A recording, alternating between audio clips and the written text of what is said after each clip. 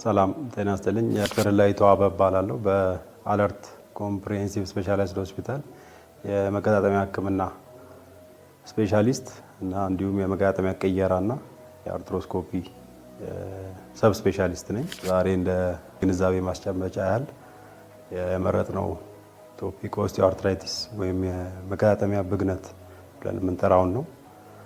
ይህ ማለት መገጣጠሚያችን ኖርማሊ እንቅስቃሴውን ጊዜ የሚመጣው ከእድሜ ጋር ተያይዞ ነው። ያ ማለት ደግሞ በውስጡ ያለው ፈሳሽ ይቀንሳል።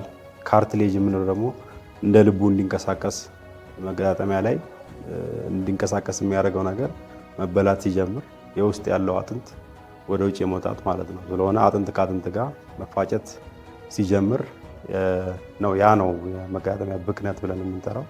ብዙ ጊዜ እንዳልነው ምክንያቱ መንስኤው ብለን የምንወስደው አንደኛ እድሜ ነው። በእድሜ ያኛው እንትን እየቀጠነ ከአርቲኩላር ካርትሌጅ የምንለው ወይም ሽፋኑ የአጥንቱ እንደ ልብ የሚያንቀሳቅሰው እየሳሳ ሲመጣ ነው ይሄ ችግር የሚከሰተው ማለት ነው። ግን ከእድሜ በፊት ቀድሞ እንዲመጣ የሚያደርጉት ምክንያቶች አሉ። ያ ዋነኛው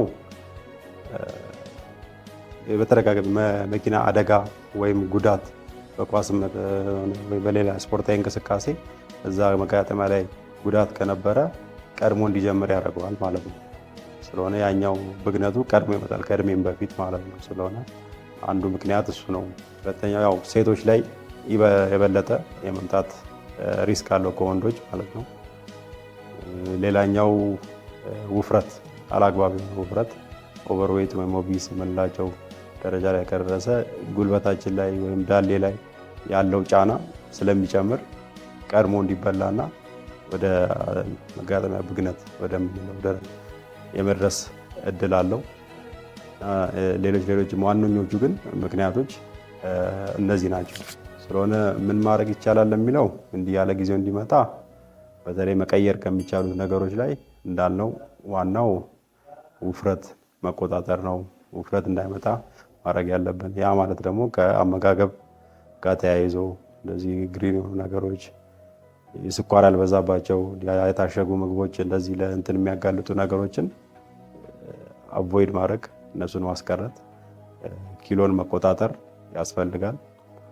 ከዛ ደግሞ ስፖርት ሌላ አይነት እንቅስቃሴዎች ሲሰሩ ጫና የማያበዙ ነገሮችን መስራት ይመከራል። ከመጣና በተለይ ደግሞ ኤርሊ ስቴጅ ማለት የራሱ የሆኑ ደረጃዎች አሉት።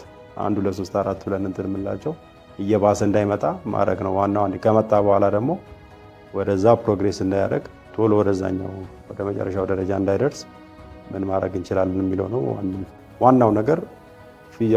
ፊዚካል ቴራፒ ወይም ደግሞ ፊዚዮቴራፒ የታገዘ ከሆነ እሱን ነው። ፊዚዮቴራፒ ማለት አንደኛ እንደ ምክንያት የሚያዘው ውፍረት ሲጨምር ውፍረት ፋት ፓርቱ ነው የሚጨምረው። ጡንቻችን የከሳ ነው የሚሄደው። ስለሆነ ዋናው መገጣጠሚያ ዙሪያ ያሉትን ጡንቻዎች ማጠንከር ነው። ያ ማለት ስፔሲፊክ የሆኑ ታርጌትድ፣ በተለይ ለጉልበት ከሆነ ከፊት ያለው ጡንቻ ኳድሪሴፕስ የምንለው፣ ለዳሌም ከሆነ ከጎንና ከፊት ያሉትን ለማጠንከሪያ የሚሰሩ ስፖርቶች አሉ። ስፔሲፊክ የሆኑ ጡንቻውን ዙሪያውን ሲጠነክር አጥንት ላይ መገጣጠሚያው አጥንት ከአጥንት ጋር ያለውን ጫና ይቀንስለታል። ስለሆነ ጡንቻውን ማጠንከር አንዱ ነው። ስትሬቺንግ የምንላቸው ደግሞ ከኋላ ያሉትን እንደ ሃምስትሪንግ እንደዚህ አይነት ጡንቻዎችን ደግሞ ስትሬች ማድረግ ስለሆነ እሱኛው ማሰራት ነው። ሁለተኛ አጥንታችንም እንዲጠነክር ማድረግ ማለት ነው። በተለይ አጥንት መሳሳት አብሮ ካለ እንደ ሪዝንም ስለሚሆን እሱን የሚያጠነክሩ እንቅስቃሴ አይነቶችም አሉ። በምግብም በመድኃኒትም የታገዙ ማለት ነው። ስለሆነ በዚህ በመስራት ኪሎን በመቆጣጠር አላግባብ ጫና እዛ ላይ ባለማሳረፍ የዛንን ጊዜ ማራዘም ይቻላል ማለት ነው። ከዛም አልፎ ግን ወደ ሕክምናው ከተመጣ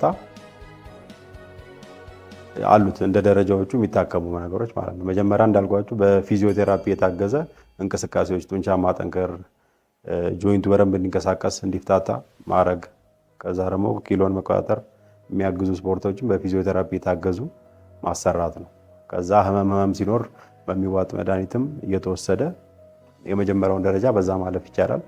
ከዛ አድቫንስ እያደረገ በሌላም ምክንያት በጉዳትም በምንም የመጣ ከሆነ ደግሞ ቀጣይ ህክምናዎች አሉ። ያ ደግሞ ወደ ጉልበት ላይ ዳይሬክት ጉልበቱ ላይ ወይም እንትን ላይ ዳሌ ላይም በሚወጋ ህክምና ይሰጣል። እየተወጋ ህመሙንም ያስታግሳል።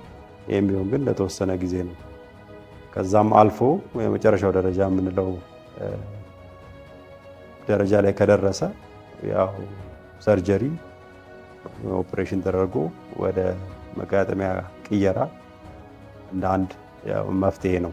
ያ ማለት ያለውን የተበላውን አጥንት ፓርቱን አውጥቶ በብረት በሌላ ነገሮች አሉ እሱን ቀይሮ ከዛ የኖርማል እንቅስቃሴን ማስኬድ ማለት ነው።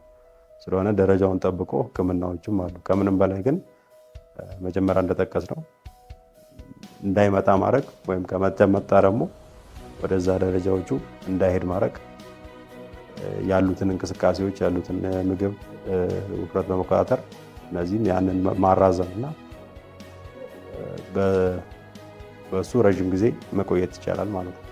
እንዳይመጣ ከሚያደርጉት አንዱ ብለን ያነሳናቸው ስፖርታዊ እንቅስቃሴ ነው። እሱ እንዲመጣም ሊያደርጉ ይችላሉ፣ ለማራዘምም ይጠቅሙናል ማለት ነው። አላግባብ የሆኑ ጉልበት ላይ ምን ላይ ጫና የሚያሳርፉ ስፖርቶች አሉ።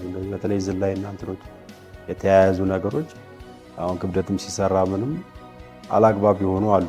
እነሱን አቮይድ ማድረግ ይገባል። በተለይ ደግሞ አሁን ኪሎአችን ከተወሰነ እንትን በላይ ከሆነ በቢኤምአይም ከተካሄደ ከ25 በላይ ከ30 በላይ አለው እና እነዛ ላይ ዝላይ፣ ሩጫ እንደዚህ ነገሮችን አይመከሩም። ምክንያቱም የጉልበቱ ላይ የተበለጠ ጫና ነው እንትን የሚሉት ማለት ነው። ስለሆነ ውፍረትን ለመቀነስ ከታስቦ እንቅስቃሴ ከተጀመረ ሌላ አይነቶች አሉ። አሁን እንደ ሳይክሊንግ ሊጠቅም ይችላል። ካሉ ደግሞ ዋና ሲሆን እዛ ላይ ጫና ብሎ ስለማያሳድር ከላይ ያለውን እንቅስቃሴ ነው የሚጨምርልን እና እንደ ዋና አይነት እንቅስቃሴዎች ነው የሚመከሩት። ስፔሲፊክ የሆኑ ታርጌት ደግሞ ጡንቻውንም ለማጠንከር ሲባል ስፔሲፊክ የሆኑ ታርጌትድ የሆኑ እንቅስቃሴዎችን መስራት ነው። አሁን ከጉልበት ቀጥ ያለው ለሱ የሚሆኑ ከኋላ ያሉትን ጡንቻዎች ደግሞ ስትሬች የሚያደርጉልን እንቅስቃሴዎችን ደግሞ በባለሙያ የታገዘ ቢሆን ይመከራል። እነሱን ማሰራት ጠቃሚ ነው በጣም። አላግባብ ከተሰራ ደግሞ በሽታውም መባባስ ስለሚዳርግ ማለት ነው። እንደዛም ሆኖ በመጨረሻው ደረጃ ላይ ደርሶ ወደ መገጣጠሚያ ቅየራ ከተካሄደ ያው የጉልበትም ይሆናል የዳሌ ያው የተበላውን አጥንት ሙሉን ነው የሚወጣው። እዛ የተጎዱ ስትራክቸሮች ወጥተው ከዛ በብረት ነው የሚተካው ማለት ነው።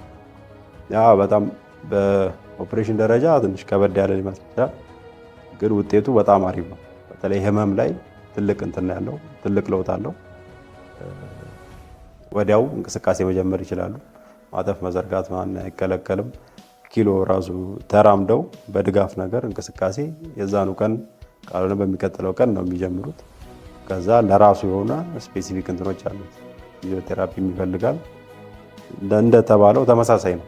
ከእንትን በፊትም ያለው ከኦፕሬሽንም በኋላ ተመሳሳይ ነው። በቃ እዚህ ዙሪያ መገጣጠሚያ ዙሪያ ያሉትን ጡንቻዎች ለማጠንከር የሚሆኑ ስፔሲፊክ እንቅስቃሴዎች አሉ። እነሱን ማሰራት ነው የሚሆነው ማለት ነው ከዛ